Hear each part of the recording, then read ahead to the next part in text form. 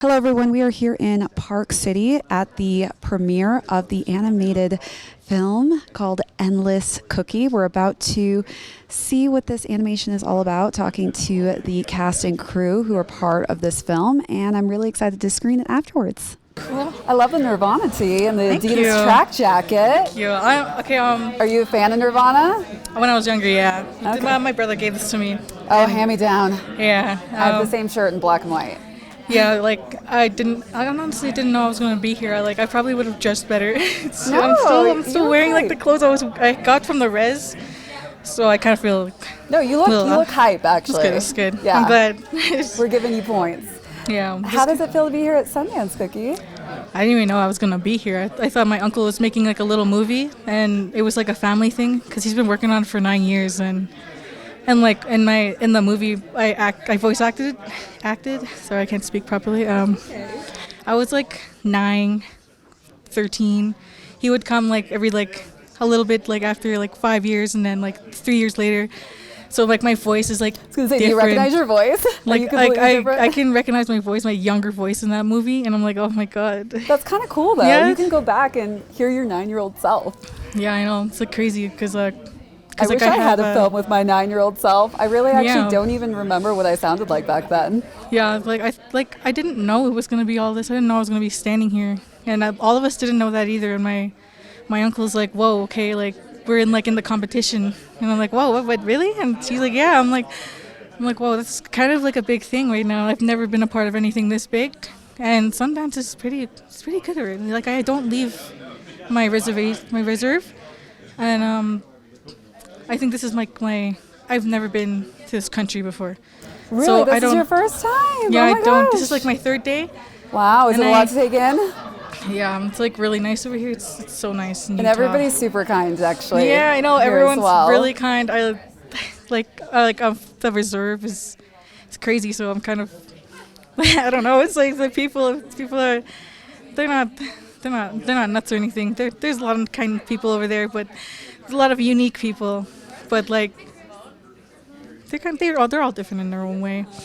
And this is a once-in-a-lifetime experience. This you're really going to is. remember this moment for a very long time, and we're super excited for you and your entire family. yeah, I can't wait to screen it as well right after this. Yeah, and especially with my sister, she's only left the reserve for probably just twice. This is her third time, and so getting out of the country is really it's more big for her. She's never experienced anything like this. She's just always been at home, going to school. She's never thought she was gonna be here. So when I thought I was coming up for a visit, and then I'm here, so it's a surprise. Yeah. My dad too. He's whoa, okay. He didn't know he was gonna be here. He's he's holding the microphone. He's I didn't know I was gonna talk in front of all these people. And I'm Oh, this is exciting. it is exciting, and I want to take this as an opportunity because I've been all cooped up in the res, and I felt I was probably gonna stay there forever and just work at the grocery store. But Now you're a voice actor star. Look at you. I hope so. I'm not a good talker either. I have to watch doing what amazing. I say. You're Yeah, I'm doing glad. good. I'm here with Pete and Seth Shriver. You're both half brothers. Scriver. Scriber. What do you call it? Scriver. Scriber. I need to say I have half brother, sister, and brother as well. So I'm gonna steal that term. I love that. But how does it feel to be here 9 years later, working on this animation, Endless Cookie, here at Sundance? It's pretty surreal. What do you guys think? Yeah, I have no idea. I just thought, I just went along with him what he wanted to do, and I thought, okay. You just Well, listen. we Are you made the this leader of the movie. pack here? No, Pete's the leader of the pack. Pete's the storyteller, my older brother. But we didn't think it would end up in Sundance. We made this project kind of more for fun, and it's kind of gone to the highest level that we would ever think.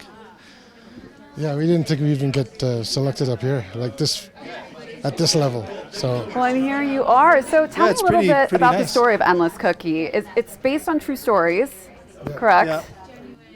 Well, Pete's a natural storyteller, and basically it's we were recording stories off Pete up at his place in northern Shamattawa, northern Manitoba, where it's like a very isolated small reserve, like up north. Do you want to talk about that? Yeah, you have to fly in. There's no roads there. Little tiny plane to get in there. Well, I yeah. love watching Alaska and Canada shows, the survival ones, and going to the desolate places. Yeah, Dave. Bush plains? Yeah, I love the survival because I'm like, if I were dropped off in a deserted place, like how could I survive?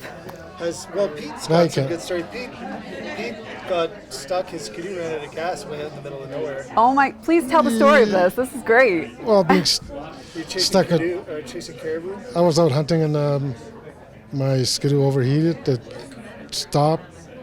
And you can't call a mechanic, clearly. No. You can be like, hi, And there's AAA. there was nobody out there. There was no roads. Nobody had gone there. So, and then after tired of walking, I had to find a place to sleep, dry my clothes. Number one And this rule, is right? like You 200 don't want to get wet. That's what I right. learned. Do not Yeah. get wet. Stay That's dry. No sweating. And this is like 250 miles away from, like, you would never run into anyone any direction 250 miles. Wow. Like middle, like Really out there in the mountains, yeah. I remember in these shows where it's like if anything breaks down, that's just the scariest moment, especially being on ice. If Yeah. you're, jet I've ski- fallen through ice Oh, you've fallen through. Stop. and walked. multiple times. And Multiple how times. did you get out? Is there I like a crawled technique? out. You get on your elbows and then try to roll over. Try rolling. Because they say if it's in a river, of course, it just sucks you in, and Sometimes. you don't know where to find the He's person. fallen in rivers like how many times? 3 times? One time I fell in 7 years in a row. Oh my God! And last time I did that was right Watch out, opposite Bear my Grylls! house. I think we have a new survival channel right here. This is your next project. Yeah, it's true. No, last time I fell through the ice, I could see my house with my kids jumping down on the couch when I told them, no jumping on the couch. Oh my And here I'm gosh! I'm about a mile away from my house and I could see. So, That is crazy. Have you fallen through the ice as well? I hope No, not. just my foot. One time I was visiting Pete and we were riding in skidoos. I'm like from the city, so I don't know what's going on. And Pete just took off on me, and I noticed the skidoo was doing this. And so I just tried to belt it behind him. And then when we got to the other side of the lake or the river, he was like, oh, the ice was breaking there. And it was like, what the fuck? you get Almost lost you. it's called the sinking feeling. The sinking feeling. Yeah, you one that you don't want to feel, you don't but stop. happens. That's You just go crazy. for it. And so, as far as Endless Cookie, what is the most exciting part for each of you in the film? Do you have I think- a specific part that you really just enjoy? I know your editor was telling me her favorite part was editing the chickens, Oh, yeah, the which is chicken really story. cool. I'd say, like, someone else asked me this question, and then I answered something different, but then I thought about it, like, for a couple of days.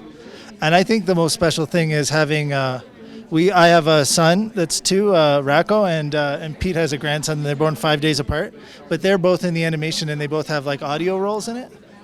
And I think that's, whenever I see it, it kind of melts my heart a little.